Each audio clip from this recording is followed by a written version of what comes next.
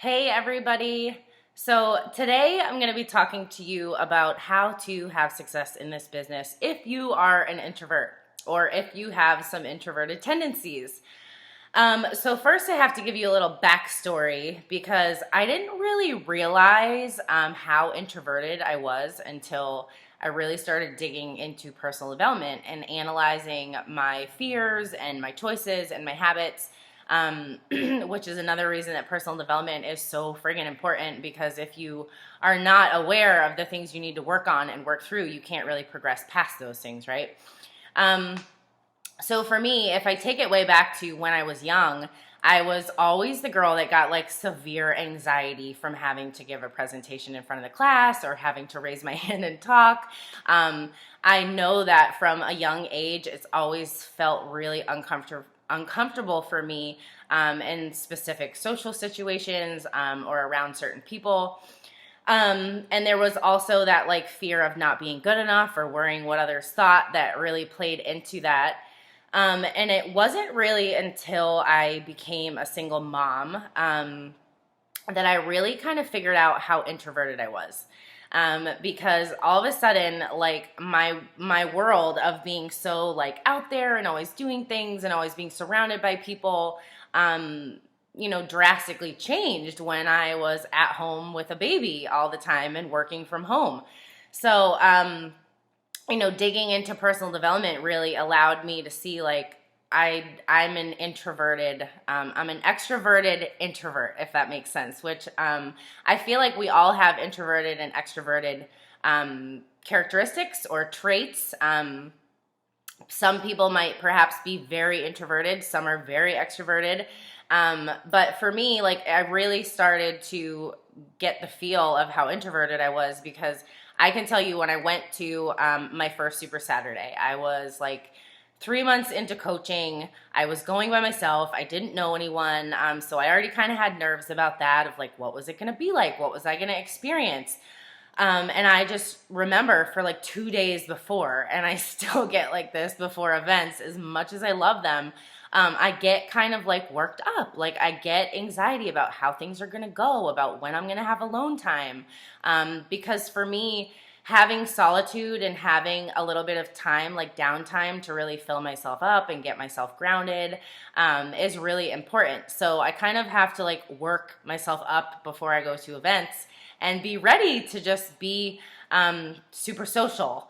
So it's one of those things where I went to that first Super Saturday and I just fell in love. Like I love the community. I love the positive atmosphere. I loved the people. And I was so glad that I went. So that brings me to the first tip. If you are someone that has some introverted tendencies, is that you have to work up the courage to do things that scare you. I don't care if you're sweating, if you feel anxious, if you're super fearful, but if you never try to push past those comfort zones that you have, you're never going to be able to exceed them. And you're basically setting and living within the limits that you create yourself. So I had to really start focusing on what I had to gain, what I was going to get from it, how valuable the experience could be for me. And I also had to think about in terms of what motivated me, like what was important enough to me to show up to events, to push myself out of my comfort zone, even in terms of things like making videos, making trainings. Another scenario is that 4 months into coaching, I was asked to run a new coach boot camp. I had never run a call. I don't think I had ever even raised my hand to ask a question on a call. But I knew that if I wanted to grow, I knew that if I wanted to impact people, I knew that if I wanted to have success with this, that staying in my comfort zone and being quiet and not working to find my voice and overcome those fears, that I was going to keep myself stuck and I would never find the potential of which I was capable of which I was impacting people. So I said yes. And sometimes you have to say yes before all of those fears and thoughts and doubts creep in. You just have to say yes and commit to it. and then find the courage to follow through. Because a lot of times when you do something that really scares you or pushes you out of your comfort zone, you're going to see that you survived. You always survive, right? You're always okay. And oftentimes you have such a positive experience that it fuels you to do more. It fuels you to push yourself out of your comfort zone more. You see a positive ripple effect that happens when you make a choice like that and push yourself outside that comfort zone. So it fuels you to continue to make choices like that. So, I wanted to say that first, you kind of have to be aware of like where your comfort zone is and the things that make you really uncomfortable and the things you're kind of okay with doing, and really kind of, number one, focus on the strengths that you have. So for me, one of my strengths is relationships. I am great at having conversations. I love nothing more than typing my little fingers away and creating connections and getting to know people. And that's a really easy way for me to connect with new people and invite new people and share my life and share my story and learn about people in a way that's okay for my, introverted tendencies. But also on the flip side, you have to be aware of like I said, the areas that you need to grow in and strengthen in, and that the things that make you really uncomfortable, because there is a lot of things in this business that require you to do videos, to share things on social media that might scare you. If you're ever going to build and lead a team, there's a lot of things that you have to do that if you're an introvert are really going to push you out of your comfort zone and stretch you. So it's knowing where those boundaries are and knowing what the things are that you fear so that you can start tackling them in little instances to build your confidence and build your knowing that you are capable of doing those things if you make the choice and commit to it, right? So challenging yourself, even if you have to force yourself to do things the first or the second or the third or even the 16th time, will help you grow. It will help you surpass where you're at right now and the capabilities you have in this moment. Another thing that is huge for me, and even still is to this day, is seeking solitude and really filling yourself up. And you can do this in a lot of ways. You can meditate, you can pray, you can set your intentions, you can focus on gratitude, you can get your workouts in. A huge one, you can do personal development. Take downtime in terms of like spending time with people you love or taking baths at night or going to get a pedicure. Whatever it is that makes you feel like you're kind of recharging your energy and restoring yourself is really important, I feel like, as an introvert, because otherwise you feel frazzled, you feel drained, you feel burnt out, and that's not healthy, nor can you help others or achieve goals in your business if you're constantly feeling spread thin and burnt out.